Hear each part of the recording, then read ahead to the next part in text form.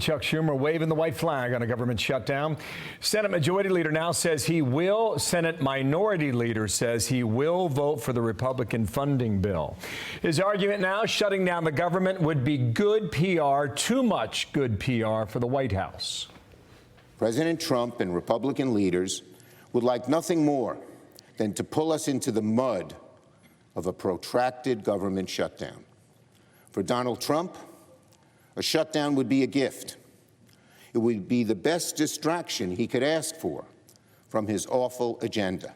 So that's the argument. Senate Majority Leader John Thune's with us. And, sir, good morning to you. A moment ago, Truth Social, here's the post from the West Wing. Congratulations to Chuck Schumer for doing the right thing. Took guts and courage. The big tax cuts, LA fire fix, debt ceiling bill, and so much more is coming. We should all work together on that very dangerous situation. A non-pass would be a country destroyer. Approval will lead us to new heights. Again, a really good and smart move to Senator Schumer. This could lead to something big for the USA, a whole new direction. And beginning DJT. Bet he loves that. On Wednesday, Schumer was trying to convince Democrats to stick with him and fight this. Last night he folded. Tell us why. Well, they own it, Bill. I think this is just an acknowledgement on his part that the Democrats put us into this situation. The first three appropriation bills that Congress is supposed to pass every year passed out of the committee over 8 months ago. And 11 of the 12 passed before the August recess last year, and Chuck Schumer never put one of them on the floor. And so we are cleaning up the mess that Chuck Schumer and the Democrats and Joe Biden left us and funding last year's appropriations bills. This is the cleanest, best way to do it. The Democrats should get on board with it. If they want to filibuster the issue of shutting down the government, more power to them. But this is on them, and it's important that they deliver the votes to help us get this across the finish line and keep the government funded. This morning, I did chuckle when I saw Politico's headline of their morning newsletter that Schumer stops a shutdown, as if he was the hero in all of this. What's interesting is just how frustrated and angry the left is with him. So he's basically got no friends this morning in Washington. He might be headed to the pound to get a new dog. Well, that's the old saying, as you know, Dana, in Washington. But honestly, I mean, in his case, what he's hearing is the far left, which has a severe case of Trump derangement syndrome. And they're making a lot of noise out there, but they don't represent the heart of the country. The middle of this country, the middle of this electorate wants us to get things done, wants the president to be successful, wants us to make government smaller and more efficient and to modernize it through technology. And that's what this is all about. But you have to have the government funded in order to do that. So the left can make a lot of noise, but they're speaking to a very small audience out there.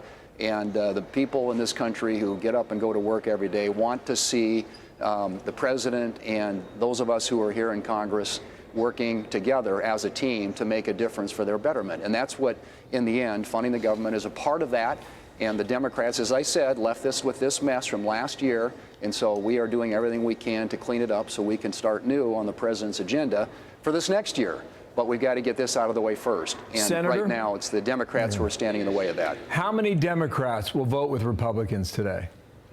Well, we need 8, Bill. That's the magic number, and I'm hopeful they'll deliver that because I think it's they realize that this is on them. The president's on board with this. The House passed it. We got Republican support. We got more than the necessary 51 votes in the Senate to pass it. But in the Senate, on an issue like this, it takes 60 votes, a supermajority. So we need some Democrat help, and we need at least 8 Democrats. Hopefully there'll be more. I think it's the right thing to do for the country, and hopefully they'll come to that conclusion. Here's a group of senators railing on President Trump. Watch this. What the Republicans are doing is not a CR. It's a license to destroy. I cannot support giving them a license to destroy, nor that surrenders or capitulates what I swore an oath to do, which is uphold the Constitution. It is one thing for those who aspire to dictatorship to take power.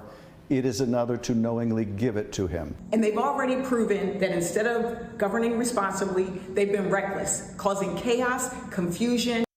And there's more of where that came from. There's a lot of hyperbole there. I know a lot of it is politics, but when you go to try to make the Trump tax cuts permanent in the next few months, as you guys work on that bill, with the level of opposition from the Democrats could reach new heights. It will, Dana, but we expect that. And again, you're hearing from the hard left and their base is very angry right now. They're still going through the 5 stages of grief after the last election, but this is why they lost the last election. It's these far-left policies, the far-left rhetoric, and appealing to a small corner of the electorate instead of working for the good of the American people. And there's a lot of revisionist history right now going on among Democrats in the Senate. I've heard a lot of them on the floor and in interviews talking about how we got here. We got here because they didn't do the work last year. We are cleaning up their mess, and we'll get this done, and then we'll turn and pivot and start focusing on fiscal year 26 and the president's agenda. Well, September could which be, includes reconciliation and tax cuts. Well, September could be a fight, and we'll be here for it. Senator, thank you for your time. We'll watch the movement on the Hill today. Thank you. Sounds good. Thanks, Bill. Thanks, Dana. Hey everyone, I'm Emily Campagno. Catch me and my co-hosts Harris Faulkner and Kaylee McEnany on Outnumbered every weekday at 12 p.m. Eastern, or set your DVR. Also, don't forget to subscribe to the Fox News YouTube page for daily highlights.